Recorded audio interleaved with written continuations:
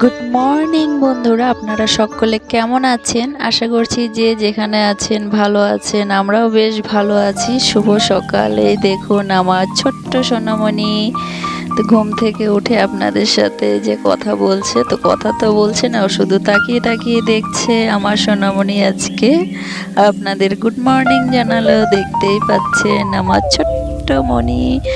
তো মণিকে এখন একটুখানি খাইয়ে নিলাম। ওকে খাওয়ানোর পরে এখন আমি এই যে ঘরটাকে ঝেড়ে নিয়েছি। তো আপনাদের সাথে সেটাই শেয়ার করছি যে আমার মনিকে কোলে নিয়ে আমি কিভাবে কাজগুলো একা হাতে সামলাই। তো একটা সংসারে তো প্রচুর কাজ থাকে, আপনারা তো সকলেই জানেন, সবাই তো সংসার করছেন।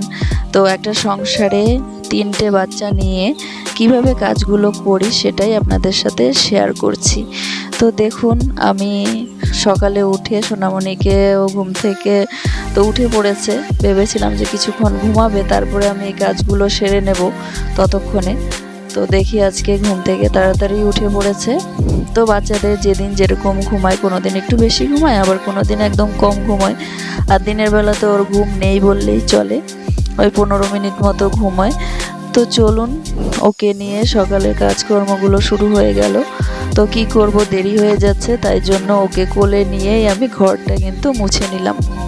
যেহেতু বসে বসে মুছতে পারলাম না, সেই জন্য এইভাবে দাঁড়িয়ে দাঁড়িয়ে মুছে নিলাম। তারপরে ওদিকে রান্নাঘরে চলে গেছি। ওকে নিয়ে আর কি রান্না করব, এই যে এক হাতে কিন্তু আমি সবজিও কাটি আমার মনিকে কোলে নিয়ে। কি করব, যেহেতু থাকতে চায় না, দোলনায় দিই, দোলনায়ও থাকে না, কান্নাকাটি করে। তো ওকে কান্নাকাটি করিয়ে তারপর আমি এদিকে কাজ করব, তা তো হয় না। সেই জন্য আমি ওকে কিন্তু কোলে নিয়েই কাজগুলো করি।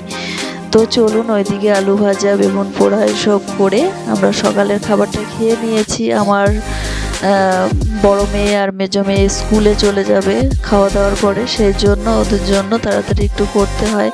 আবার বড় মেয়ে যদি একটু বাড়িতে থাকে তাহলে ওর বোনকে কোলে নিতে পারে। আর যেহেতু ওর সকালে টিউশন যায়, সেই জন্য আর ওকে কোলে নিতে পারে না। তাই জন্য আমার আরও অসুবিধে, কি করব, কিছু করার নেই, এভাবেই কাজগুলো করতে হবে। দেখতেই পাচ্ছেন আমি কিভাবে কাজগুলো সারি একা হাতে, সেটাই আপনাদের সাথে শেয়ার করছি। তো সারাদিনের কাজকর্ম ওই একটু একটু করে ভিডিও করি, যেহেতু ছোট বাচ্চাকে নিয়ে ওই যে মোবাইল অন করে তারপরে ঠিকভাবে রেখে ভিডিও করতেও পারি না। আর আমার মেজো মেয়ে তো ওর বোনকে একটুও কোলে নিতে পারে না, কারণ ওই ছোট, সেই জন্য। আর ও ওর বোনকে কী কোলে নেবে, সেই জন্য ও কোলে নিতে পারে না। আর এদিকে আমি এই যে সন্ধেবেলা ওরা বলছে যে মা কি খাবো, একটা কিছু বানাও।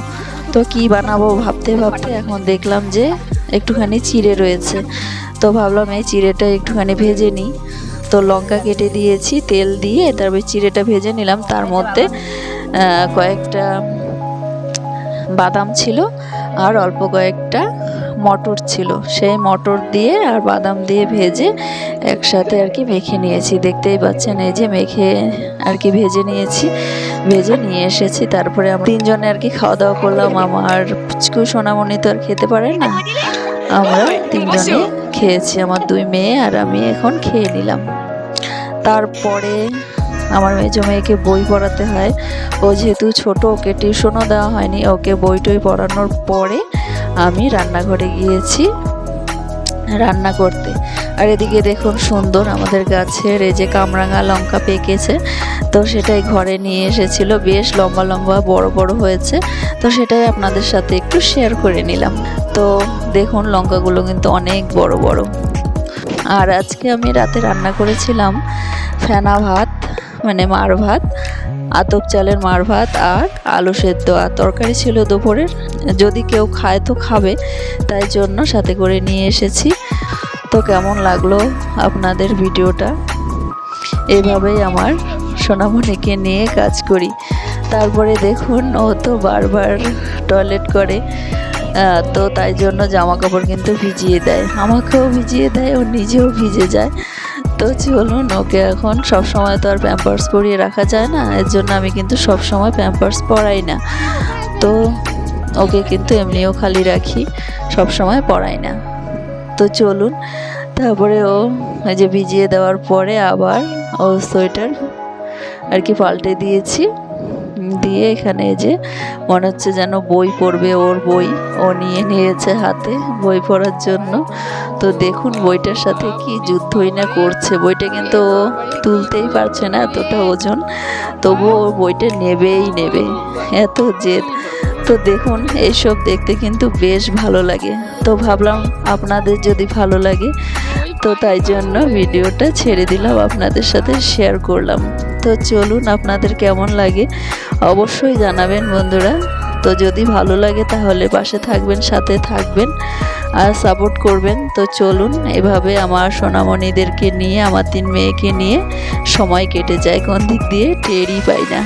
তো চলুন, নিজের জন্য এখন আর কোনো কিছু নয়, সব কিছুই আমার মেয়েদের জন্য। তো বন্ধুরা আরও অনেক কাজকর্ম করি, তো সেগুলো আর ক্যামেরাবন্দি করা হয় না, তাই জন্য যতটুকু পারি ততটুকুই আপনাদের, একদিনে সব কিছু আর কি ভিডিও ক্যামেরা করা অসম্ভব, সেই জন্য এক দিন যেদিন যতটুকু পারবো ততটুকুই আপনাদের সাথে শেয়ার করবার চেষ্টা করব। তো চলুন, তো ভিডিওটা ভালো লাগলে লাইক কমেন্ট শেয়ার করে দেবেন, পাশে থাকবেন। আজকে এখানেই রাখছি, আবার আসবো আরেকটি নতুন ভিডিও নিয়ে। ততক্ষণের জন্য বাই, সুস্থ থাকবেন, ভালো থাকবেন।